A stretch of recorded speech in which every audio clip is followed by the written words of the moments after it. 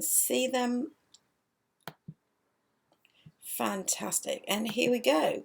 So let's look what some other people have said about leadership. Tony Robbins: leaders spend 5% of their time on the problem and 95% on the solution. So I really hope that for you guys that we know what the problem is. There's no need to keep going over it and over it and over it and over it. So I hope that as a result of the videos that Drew is going to be sharing with everybody is that you will be able to spend 95% of your time on finding solutions.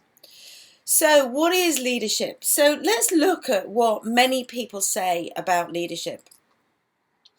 A leader is one who inspires and motivates action. Having a can-do personality and strong leadership skills is the key to creating the charge. Leadership is about two things: inspiration and results. Leadership is not about being in charge. Leadership is about taking care of those in your charge. And I'm sure that for the principals that are watching this, for the leaders of families, I am sure that you're very, very mindful of the people that are looking to you to take care of them. A true leader has the confidence to stand alone, the courage to make tough decisions, and the compassion to listen to the needs of others. They do not set out to be a leader, but become one by the equality of their actions and the integrity of their intent. The most effective leaders are companies in transition, and you guys are going to be in massive transition at the moment, are the quiet, unassuming people whose inner wiring is such that the worst circumstances bring out their best. They're unflappable, they're ready to die if they have to, but you can trust that when bad things are happening, they will be focused, they will become clear-headed and focused. And I trust that we can show you ways that you too can become clear-headed and focused on finding the solutions. So I find that 3 types of dentists. There's the Dylans, the Dills and the Bobs. So the Dylans, much like the guy in the Magic Roundabout, think that they're laid back. They sit around moaning, groaning, criticising, not willing to make a change. They're looking to other people to resolve their problems. They don't do anything themselves. They don't engage themselves in solutions and solution finding, and consequently nothing happens. We then have the Dills from the Herb, who rushes round and round in circles chasing their tail, not really sure what to do, collecting loads and loads of opinion, will be on every single site that's possible. What do everybody say? What will everybody say? Chasing around, getting nowhere, because despite the lots of frenetic action, they're not really moving anywhere. So despite lots of craziness, they'll end up exhausted and no change. And then we have the Bobs. Bob the Builder, can we fix it? Yes, we can! So the Bobs get things done because they use the right tools, they enlist the right help, they work with experts, they build a team of people around them, they make decisions, take action, and they get things done easily, efficiently, and effectively. So I'm curious, as you think about your natural style, are you a Dylan, a Dill, and a Bob? And moving forward, what are you going to be? And I trust that we are building a community of Bobs working together. So Gandhi says, be the change you want to see in the world. So if you're looking around you for strong leadership in government, in our dental community, and you're not finding it, Be the change that you want to see. Be the change that your team members, your family want to see. So this is a mnemonic that I want to share with you. I share with all my clients, and it's about when we need to make a change, that we always need to make a start. So in order to make a start, the first thing we need to do is know exactly where we are. We don't need to make it any worse than it really is. And I know things are pretty bad for some of you, but we don't need to extend that and make that worse than it really is. There's no need to exaggerate. And equally, there's no need to gloss over stuff and make things better than they seem to be. The starting place is about naming the truth. What is the truth about your reality? And there are questionnaires, certainly we share questionnaires, a brilliant practice evaluation with clients. So if you want that, let me know. But sit down and name the truth of where you are. And when you know that, what is your target? The T is for target. What is it that you're wanting to achieve? So at the moment, it might be about staying safe, staying virus-free, keeping the practice solvent, keeping your family safe, keeping your patients safe, communicating with your patients about what's going on. What is your target? What do you want right now? And then the A is what we call obstacles. And yes, obstacles are just obstacles beginning with an A, so they fit the word. But what are those things that are going to get in the way that prevent you from getting from your starting position to your target? What are those things that are going to block your path that you'll need to get over, under, round, through? And they will fall into one of three categories. Stuff that's related to time, stuff that's related to money, this requires financial investment, and stuff that relates to your mindset. And we have been saying for years that the biggest problem in any practice is what goes on between the ears of the principals. So what is going on with your mindset and your thinking patterns, and is it serving or sabotaging you and your practice right now? And once you've identified what the obstacles are, then you need to identify what are the resources. Who, what, when, how. And Ju is offering huge numbers of resources of people, experts that are here to help you. And certainly I am offering anybody that's struggling at the moment an opportunity for a free coaching session, that if you need an ear to talk to, give me a ring. We've got coaching sessions, absolutely complimentary. So what are the resources that you need, and how do you access them? How do you change your mindset so it serves you rather than sabotaging you? And then what are the next steps that you need to take? What's your action plan? Your action plan that you set today may be different from the one you set tomorrow. That's fine, but you need an action plan. You need to be able to look at yourself and see what you want to be. Be who you want to become. Use your physiology, the way you stand, the way you breathe, the way you think. Use that internal dialogue so that you can become the leader other people need you to be. So I'd just like to share with you a model that we recognise of different types of leadership that are in practice. This is one of several models that I use with my clients, but I'm only going to share the one with you today. So we've got business leaders, practice owners, practice managers that get on really well with their team. They like the people in their team. They like stuff to be fun and engaging and easy.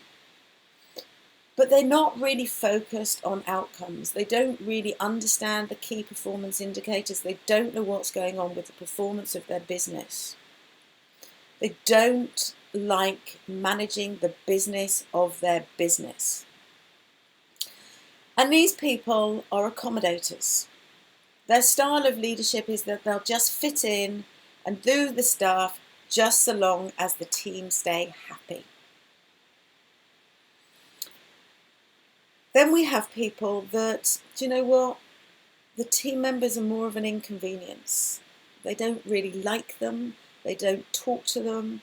They don't know how to listen to them. They don't know how to relate to them. They're not people orientated. And equally, they don't understand the business of the business. So again, they don't like looking at the numbers. They don't like having to understand. They don't know where their key performance indicators are. They don't know how to measure them. They don't have management meetings. These are the types of dentists that you'll find hiding in their surgeries or will be the first out of the door as soon as they put their tools down. They avoid anything to do with the business, with the practice, despite the fact it is their business. They're the avoiders. And then we have the practice owners who unfortunately do tend to be the majority, the biggest style of dentists that we see. And these are people that are not really engaged with the team. They'll delegate it to their practice managers. They don't want to have those conversations. They don't want to listen. They don't want to know. But they do want the job done. They know exactly what the key performance indicators are, moment by moment, day by day. They know where they are because they are really driving the business forward. They are focused on output. And these are the dictatorial leaders. They will come into the staff meeting and stand at the front and tell people what needs to be done. And unfortunately, that causes resentment and lack of engagement. And then we have the collaborators that really engage with their team. They communicate, they talk, they listen. They're curious. What's going on for their team members? What do they need right now? What are their fears? What are their concerns? What are their worries? They're really compassionate and care for their team. But they're also mindful of the business. They know they need to know the numbers. They do know what the numbers are. They've got a plan, they've got a vision, and they know whether they're on course or off course. These are the successful business owners, the ones that are collaborating. And I'm going to suggest to you that at the moment when things is very unstable and uncertain, that none of us really have any hard and fast answers. We don't know how long this is going to go on. The Chancellor of the Exchequer has made some big promises, but actually when we get under the surface and look at the detail, we don't really know. But we need to work with people. You need to work with your team and become, if you're not one already, a collaborative leader. So, Patrick Lencioni, building a cohesive leadership team is the first critical step that an organisation must take if it's the best chance at success. So at the moment, if you've got white spaces in your book, please use every moment that you can to meet with your team, listen to your team, find out what's going on, and together build a collaborative approach. Share your numbers. Share with them your fears, your concerns. Being vulnerable is actually a strength rather than a weakness.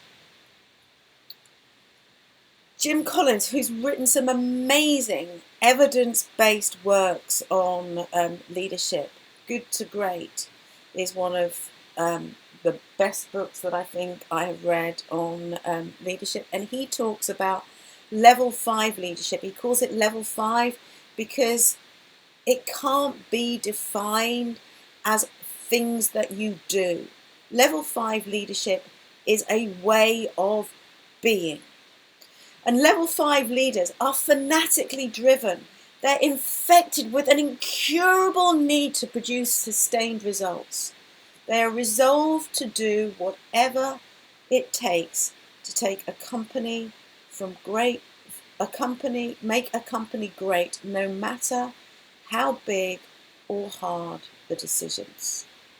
And one of the many characteristics of a level 5 leader is that they are compassionate and they put people first. So, another one of my phrases that I share with my clients time and time again, a problem can only be present in the absence of a truthful conversation. So you may perceive that you've got problems at the moment, but let's have conversations that are full of truth, open, honest, free of judgment, free of blame.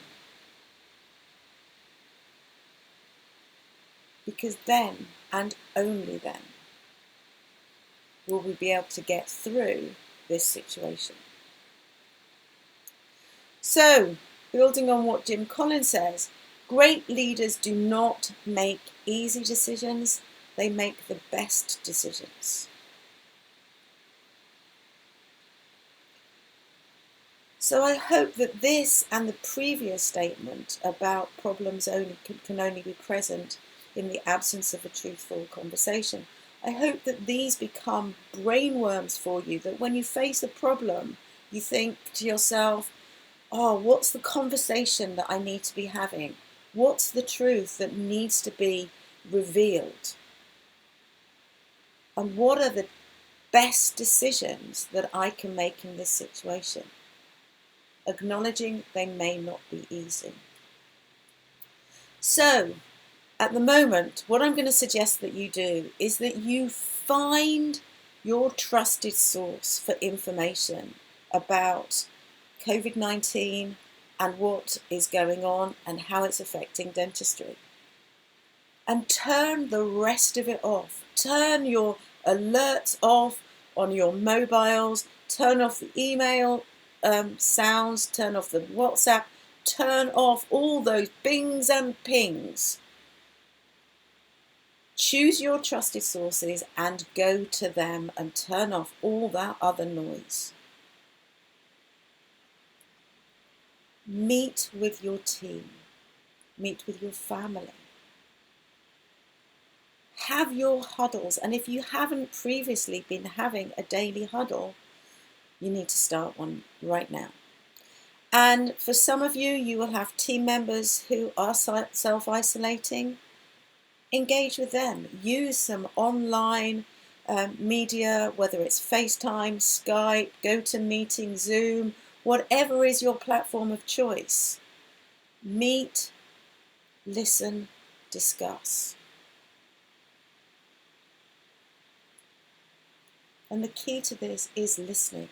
As Stephen Covey tells us, seek first to understand, then to be understood. Put your heads together. 2 brains are better than 1. So share ideas. Make sure that you give yourself time to think and you're not coming from a place of knee-jerk reaction. Consider.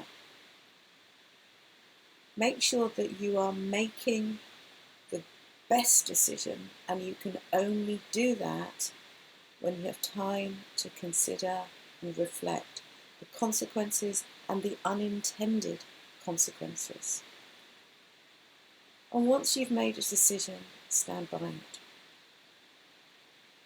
Now, that's not to say that the decision you make today, you want to change tomorrow. You may have more information. And if you change your mind tomorrow, that's not an excuse to beat yourself up and say, oh, I'm rubbish at making decisions. I should have done this. I should have known. No. Make the best decisions that you can today and acknowledge that with more information, that may not be available right now, you can make a different decision tomorrow if you need to. And have more than one plan. Plan A, Plan B, Plan C. And be prepared to be flexible and move between them. Flexibility is going to be very, very key at the moment. And I know that for many of us, we have team members that they don't like to embrace flexibility. They like things to be the same all the time. But now is a time that we are going to need to be flexible. And going back to what Gandhi says, be the change you want to see. So if you want your team members to be flexible, show flexibility. And look after yourself.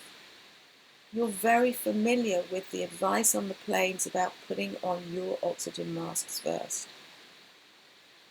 And you are going to be no good to your team, your family, and those around you if you haven't looked after yourself. So yes, you do need to spend time looking after the practice, looking at the numbers, listening to your team. And you also need to make sure that you're looking after yourself. Making sure that you're eating good nutrition. I know that the supermarkets, for some of them, they're struggling.